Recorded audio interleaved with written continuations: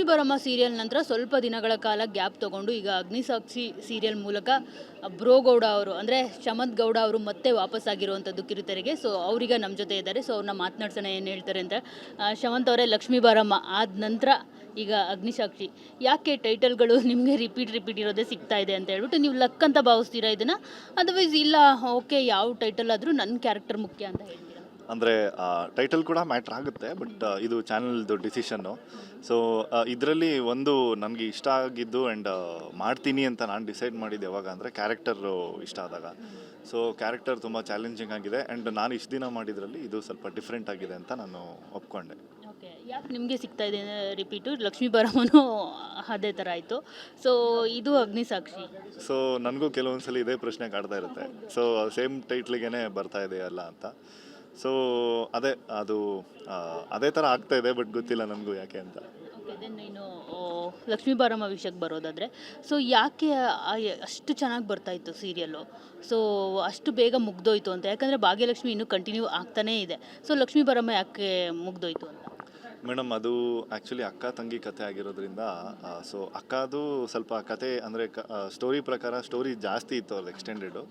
So ನಮ್ಮದು actually story ಅಲ್ಲಿಗೇ last ಅಂತಲೇ ಇತ್ತು. ಸೊ ಅದಕ್ಕೇ ಅದೇ ಟೈಮ್ಗೆ ಅದು ಮುಗೀತು. ಓಕೆ ಸರ್, ಅಗ್ನಿಯಾಗಿ ಕಾಣಿಸ್ಕೊಳ್ತಿದ್ದೀರಾ. ನನಗೆ ಫಸ್ಟು ಅಗ್ನಿ ಅಂದಿದ ತಕ್ಷಣ ನಿಮ್ಮದು ಆ ರೆಬಲ್ನೆಸ್ಸು, ಅದು ಇದು ಫೈರಿಂಗು ಎಲ್ಲ ನೋಡಿದ ತಕ್ಷಣ ನಂಗೆ ನೆನಪಾಗಿದ್ದು ಅಗ್ನಿ IPS. ಸೊ ಆ ಥರ ಏನಾದರೂ ಒಂದು ರೀತಿ ಫುಲ್ ಫೈಯರ್ ಥರ ಇರುತ್ತಾ ರೋಲು ಏನಂತ?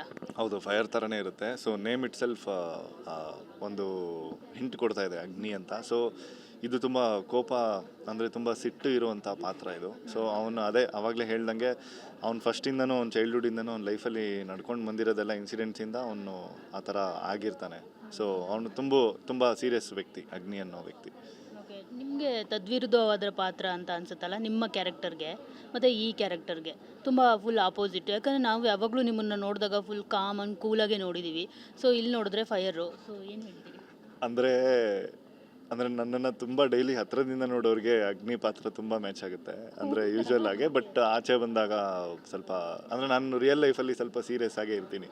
ಕೆಲವೊಂದು ಏನಾದರೂ ಕೆಲಸ ಆಗಬೇಕು ಅಂದರೆ ಆಗಲೇಬೇಕು, ಇಲ್ಲಾಂದರೆ ಕೆಲವೊಂದು ಸೊ ಆ ಥರದ್ದು ವ್ಯಕ್ತಿ ನಾನು. ಸೊ ಅದೇ ಸ್ವಲ್ಪ ಮ್ಯಾಚ್ ಆಗುತ್ತೆ. ನಮ್ಮ ಮನೆಯಲ್ಲೂ ಹೇಳ್ತಾಯಿದ್ರು, ಸೊ ಕರೆಕ್ಟಾಗಿ ಮನೇಲಿ ಹೆಂಗಿದೆಯೋ ಅಲ್ಲೂ ಹಂಗೆ ಇದೆಯಾ ಅನ್ನೋ ಥರ.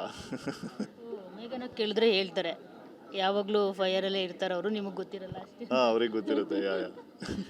ಸೊ ಸರ್, ಎಷ್ಟು ಚಾಲೆಂಜಿಂಗ್ ಈ ರೋಲ್ ನಿಮಗೆ? ಚಾಲೆಂಜಿಂಗ್ ಹೆಂಗೆ ಅಂದರೆ ನಂದು ಎರಡೂ ಶೂಟಿಂಗ್ ನಡೀತಾ ಇದೆ. ಸೊ ಸಿನಿಮಾ ಒಂದು ಮತ್ತು ಸೀರಿಯಲ್ ಒಂದು. ಸೊ ಅದೆರಡರದ್ದು ಡೇಟ್ ಕ್ಲಾಶೇ ಆಗ್ತಾ ಬರ್ತಾಯಿದೆ. ಸೊ ಅದೆರಡೂ ಮ್ಯಾನೇಜ್ ಮಾಡೋದೇ ಇರೋದು ಮೇಯ್ನ್ ಚಾಲೆಂಜ್ ಇಲ್ಲಿ. ಸೊ ಆ ಚಾಲೆಂಜ್ ಬಿಟ್ಟರೆ ಇದು ಎಲ್ಲರೂ ಕೇಳ್ದಂಗೆ ಈ ಟೈಟಲ್ಲು ಮತ್ತು ಸೇಮ್ ಟೈಟಲ್ ಆಗಿರೋದ್ರಿಂದ ಸ್ವಲ್ಪ ನಮ್ಮ ಮೇಲೆ, ನಮ್ಮ ಪರ್ಫಾರ್ಮೆನ್ಸ್ ಮೇಲೆ ತುಂಬ ಜಾಸ್ತಿನೇ ಇರುತ್ತೆ. ಸೊ ಅದೇ ಒಂದು ಜವಾಬ್ದಾರಿನ ವಹಿಸ್ಬೇಕು ನೀಟಾಗಿ. ಸೊ ಪ್ರೋಮೋ ತುಂಬ ಯುನೀಕ್ ಆಗಿದೆ. ಸೊ ಅದರಲ್ಲಿ ಯಾರ್ದೋ ಛತ್ರಿ ಎತ್ಕೊಬರ್ತೀರಾ, ದುಡ್ಡು ಕೊಡ್ತೀರಾ. ಸೊ ಆ ಥರ ಯಾವತ್ತಾದರೂ ಬ್ರೋಗೌಡ ಅವರು ಯಾವತ್ತಾದರೂ ದುಡ್ಡು ಕೊಟ್ಟಿರೋದು ಉಂಟಾ? ಆ ಥರ ಎಲ್ಲ ಇಲ್ಲ, ಆ ಥರದ್ದು ಯಾವುದೂ ಆಗಿಲ್ಲ. ಸೊ ಆ ಥರ ಮಿಸ್ಅಂಡರ್ಸ್ಟ್ಯಾಂಡಿಂಗ್ಸ್ ಯಾವುದೂ ನಡೆದಿಲ್ಲ ಲೈಫಲ್ಲಿ, ಛತ್ರಿ ಕಿತ್ಕೊಳ್ಳೋಂಥದ್ದೆಲ್ಲ. ಸೊ ಆ ಥರ ಆದ್ರೂ ಹಿಂಗೆ ಆಗುತ್ತೆ ಅಂತ. ಸೊ ಆ ಥರದ್ದು ಯಾವುದೂ ನಡೆದಿಲ್ಲ ಮ್ಯಾಮ್. ಇನ್ನೊಂದು ವಿಷಯ ಏನು ಅಂತಂದರೆ, ಈಗ ನೋಡಿ ಗೌರಿ ಕಲ್ಯಾಣದಲ್ಲೂ ಅದರಲ್ಲೂ ವಿವೇಕ್ ರೋಲ್ ಈಸ್ ಬಾಸ್, ಪವಿತ್ರ ಬಂಧನದಲ್ಲೂ ಸೂರಜ್ ಅವರು ಈಸ್ ರೋಲ್ ಬಾಸ್, ಇವಾಗ ನೀವು ಇಲ್ಲಿ ಬಾಸು. ಈ ಬಾಸ್ ಅನ್ನೋದು ಜಾಸ್ತಿ ಆಗೋಗ್ಬಿಟ್ಟಿದೆ. ಸೊ ಅಲ್ಲಿ ನಿಮ್ಮದೇ ಆದಂಥ ಒಂದಷ್ಟು ಯೂನಿಕ್ಗಳನ್ನ ತರಬೇಕಾಗಿರುತ್ತೆ, ಹೋಲಿಕೆಗಳು ಇರಬಾರ್ದು. ಸೊ ಅದಕ್ಕೆ ಏನೆಲ್ಲ ಪ್ರಿಪ್ರೇಷನ್ಸ್ನ ನೀವು ಮಾಡ್ಕೊಂಡಿದ್ದೀರಾ? ಅವ್ರಿಗಿಂತ ವಿಭಿನ್ನವಾಗಿ ನೀವು ಹೇಗೆ ಕಾಣಿಸ್ಕೊಳ್ಳೋಕ್ಕೆ ನೀವು ಇಷ್ಟಪಡ್ತಿದ್ದೀರಾ, ಮತ್ತು ಏನೆಲ್ಲ ಚೇಂಜಸ್ಗಳನ್ನ ಮೇಕ್ ಓವರ್ನ ಮಾಡ್ಕೊಂಡಿದ್ದೀರಾ ಇದಕ್ಕೆ? ಮೇಡಮ್, ಹಂಗೆ ಚೇಂಜ್ ಓವರ್ಗಿಂತನೂ ನಿಮಗೆ ಸ್ಟೋರಿ ಇವರು ಏನೇನು ರೈಟರ್ಸ್ ಬರ್ತಿದ್ದಾರೆ ಆ್ಯಂಡ್ ಏನೇನು ಸೀನ್ಗಳಿದೆ, ಸೊ ಅದೆಲ್ಲ ಕಂಪ್ಲೀಟ್ಲಿ ಡಿಫ್ರೆಂಟೇ ಇದೆ ಬೇರೆ ಅವರು ಸೀರಿಯಲ್ಗಿಂತನೂ ನಮ್ಮದಕ್ಕೂ. ಸೊ ಅದು ನಿಮಗೆ ಪ್ರೋಮೋ ಮತ್ತು ಟ್ರೈಲರ್ ನೋಡಿದ್ರೆ ಹಂಗೆ ಅನ್ಸೋದು ಸಹಜ, ಬಟ್ ಟೆಲಿಕಾಸ್ಟ್ ಆದಾಗಿಂದ ಗೊತ್ತಾಗುತ್ತೆ. ಸೊ ಕಂಪ್ಲೀಟ್ ಆ ಪಾತ್ರನೇ ಬೇರೆ, ಸೊ ನನ್ಗಳ ಪಾತ್ರನೇ ಬೇರೆ ಅಂತ. ಹೀರೋಯಿಂದು ಸಿಂಪಲ್ ಆಗಿದೆ ಲುಕ್ ವೈಸು. ಸೊ ಅವ್ರಿಗೆ ಎತ್ಕೊಂಬಿಟ್ರು, ಏನು ಅಷ್ಟೊಂದು ಖರ್ಚು ಮಾಡಬೇಕಾಗಿದ್ದಿಲ್ಲ ಕ್ಯಾರೆಕ್ಟರ್ಗೆ. ಸೊ ನೀವು ತುಂಬಾ ಖರ್ಚು ಮಾಡಬೇಕಾಗಿದ್ದೆ ಅಂತ ಅನಿಸುತ್ತೆ. ಸೊ ಎಷ್ಟೆಲ್ಲ ಖರ್ಚು ಮಾಡಿದ್ದೀರಾ ನಿಮ್ಮ ರೋಲ್ಗೆ, ಗೆಟಪ್ಗೋಸ್ಕರ ಅಂತ?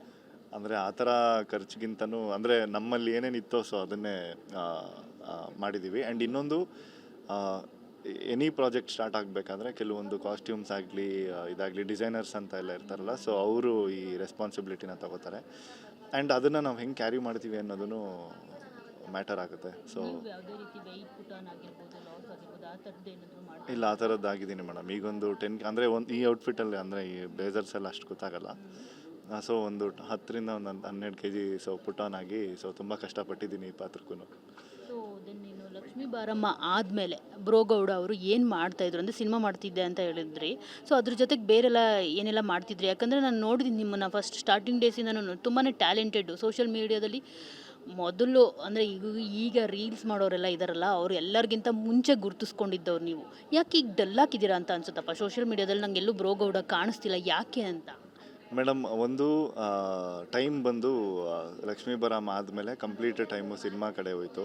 ಅದಾದಮೇಲೆ ನಾನು ಹೈದ್ರಾಬಾದಲ್ಲಿದ್ದೆ 1 ವರ್ಷ. ಸೊ ಹೈದ್ರಾಬಾದಲ್ಲಿ ಒಂದು ಪ್ರಾಜೆಕ್ಟ್ ಮಾಡ್ತಿದ್ದೆ. ಸೊ ಕಂಪ್ಲೀಟ್ ಅಲ್ಲೇ ಇದ್ದೆ ನಾನು. ಸೊ ಅದಾದಮೇಲೆ ಮತ್ತೆ ಈಗ ಒಂದು 6 months ಬ್ಯಾಕು ಮತ್ತೆ ವಾಪಸ್ ಇಲ್ಲಿ ಸ್ಟಾರ್ಟ್ ಮಾಡಿದ್ದು ಸಿನಿಮಾ ಅದು ಇದು ಎಲ್ಲ. ಸೊ ಹಾಗಾಗಿ ಸ್ವಲ್ಪ ದಿನ ಕಾಣಿಸ್ಲಿಲ್ಲ ಎಲ್ಲೂ ಅಷ್ಟೇ ಮ್ಯಾಮ್. ಸೋಷಿಯಲ್ ಮೀಡಿಯಾದಲ್ಲಿ ಇವಾಗ ಮತ್ತೆ ಸ್ಟಾರ್ಟ್ ಮಾಡ್ತಾಯಿದ್ವಿ. ಒಂದು ಚಿಕ್ಕ ಬ್ರೇಕ್ ತೊಗೊಂಡು ಮತ್ತೆ ಸ್ಟಾರ್ಟ್ ಮಾಡ್ತಾಯಿದ್ದೀನಿ ಇವಾಗೆಲ್ಲ. ಸೊ ಪರ್ಸ್ನಲ್ ಅಂದರೆ ನಮ್ಮ ಪರ್ಸ್ನಲ್ ಕೆಲಸಗಳು ಮೇಲೆ ಸ್ವಲ್ಪ ಫೋಕಸ್ಡ್ ಆಗಿದೆ. ಸೊ ಕನ್ಸ್ಟ್ರಕ್ಷನ್ನು ಅದು ಇದು ಅಂತ ಎಲ್ಲ. ಸೊ ಇವಾಗ ಸ್ವಲ್ಪ ಫ್ರೀ ಆಗಿದ್ದೀನಿ, ಮತ್ತೆ ಅಲ್ಲಿ ಕಮ್ ಬ್ಯಾಕ್.